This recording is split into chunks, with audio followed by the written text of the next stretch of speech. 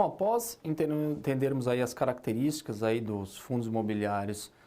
de uma forma geral, vamos entender agora como é que é o perfil, como é que está o mercado, o cenário aí dos fundos imobiliários aqui no Brasil. Já temos aqui no Brasil cerca de 70 fundos imobiliários, um patrimônio superando aí os 4 bilhões, então já é um crescimento bastante relevante da indústria de fundos imobiliários no Brasil, já se tornando um instrumento importante para o financiamento e para o crescimento do mercado imobiliário brasileiro, que normalmente teve como característica de financiamento o governo. Então, é uma iniciativa que tem um potencial ainda bastante interessante de crescimento e com a redução dos juros, que é um cenário que nós estamos vivendo aí em meados aí do final de 2017, é possível que esse mercado tenha uma continuidade nessa perspectiva de crescimento. Em relação ao modelo adotado no Brasil, o mercado de fundos imobiliários aqui no Brasil tem como características, digamos, que ele é constituído, boa parte dos ativos que são utilizados na carteira dos fundos, eles podem ser constituídos também de bens e direitos imobiliários, ou seja, eles são normalmente geridos ou administrados por uma instituição financeira e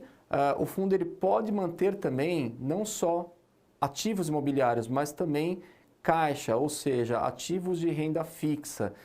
exatamente para poder ter liquidez, eventualmente cobrir algum resgate que algum cotista eventualmente pode precisar. Então, é importante que boa parte dos fundos aqui no Brasil, eles são destinados a construir imóveis e existe também a possibilidade de integralizações, ou seja, permitir que ativos sejam colocados dentro do fundo em troca de cotas. Um aspecto importante é que, pela característica do fundo imobiliário aqui no Brasil, eles são normalmente fundos fechados e você não pode solicitar o resgate das cotas da mesma forma como você faz com um fundo aberto. Ou seja, toda necessidade de caixa, se um cotista precisar do dinheiro, ele vai realmente ter que vender a cota dele no mercado para que ele possa, digamos, receber o valor financeiro referente ao que ele, digamos, investiu, que ele comprou na cota lá no passado. Então, o funcionamento de um fundo imobiliário aqui no Brasil tem como órgão fiscalizador a CVM e como, digamos, instituição administradora, o órgão que está, digamos, acima dos fundos imobiliários e que eventualmente vai fazer uma relação, uma ligação entre, digamos, o pessoal que atua diretamente na área imobiliária, a gente está falando de construtores, o pessoal que faz consultoria na área imobiliária, com, digamos, de um outro lado, a figura do custodiante e os cotistas, ou seja, que efetivamente vão fornecer o capital para que o fundo imobiliário adquira ativos imobiliários e obtenha rendimento e possa satisfazer a necessidade de rentabilidade e de ganho de capital por parte dos cotistas. Então, a ideia é que esse tipo de funcionamento do fundo imobiliário no Brasil permite você ter maior transparência, uma maior pulverização com baixo risco, a possibilidade de participação em grandes projetos imobiliários, que seria impossível para alguém poder participar com baixo capital, acesso a uma administração profissional, de pessoal especializado na área imobiliária e com o benefício de ser fiscalizado pela CVM, que busca proteger principalmente os acionistas, os cotistas minoritários.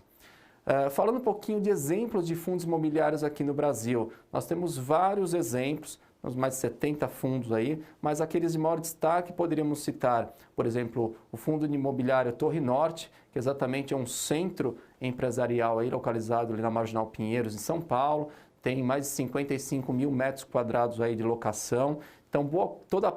digamos, o valor locável, né, os rendimentos da locação são revertidos para os cotistas, né? Um dado aí 2009 mostra aí que, digamos, ele teve um rendimento bruto aí na faixa de 11,28% durante 12 meses, que dá mais ou menos aí 1% ao mês somente de rendimento, sem considerar, digamos, o ganho ou a valorização das cotas ao longo do tempo. Outro empreendimento seria, por exemplo, o fundo do Plaza Shopping, ou seja, é um shopping localizado em Santo André, que é um empreendimento com mais de 300 lojas, salas de cinema e que também possui aí um valor de capitalização superior a 300 milhões de reais, tem 40 milhões de cotas emitidas, tem uma cotação de R$ 9,00 e teve um rendimento de 8% aí, com base em 2009, aí, que dá um rendimento bruto um pouco menos de 1% ao mês. Temos também o Fundo BB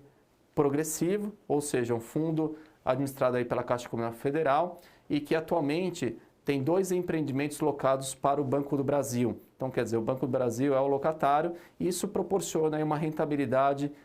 de uma forma bem conservadora ao longo do tempo. Temos também um outro exemplo, que é o edifício Almirante Barroso. Esse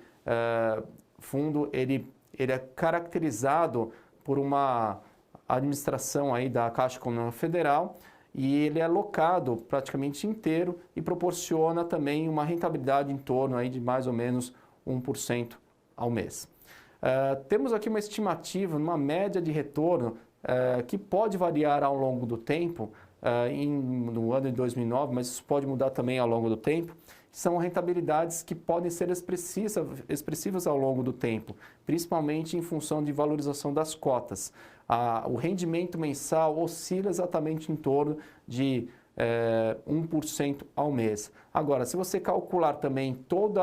o retorno do fundo, que é composto pela valorização das cotas e pelo rendimento, isso pode chegar a taxas de retorno bem expressivas. Por exemplo, em 2009, o Hospital da Criança, que é um fundo que tem um hospital, evidentemente, ele teve um rendimento aí em um ano de 64%. É claro que boa parte disso foi a valorização da cota, mas, evidentemente, você precisa acompanhar, porque esse retorno depende de cenário de mercado. Se o mercado imobiliário tiver um crescimento,